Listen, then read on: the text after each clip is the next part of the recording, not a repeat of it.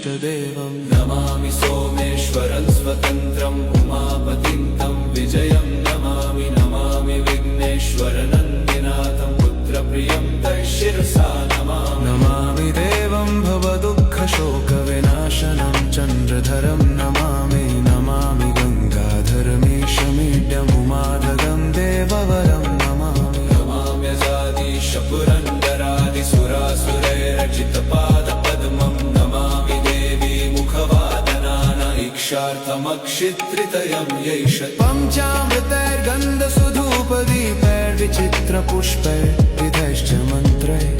अन्नप्रकारैः सकलोपचारैः सम्पूजितं सोममहं नमामि नमामि शम्भुं पुरुषं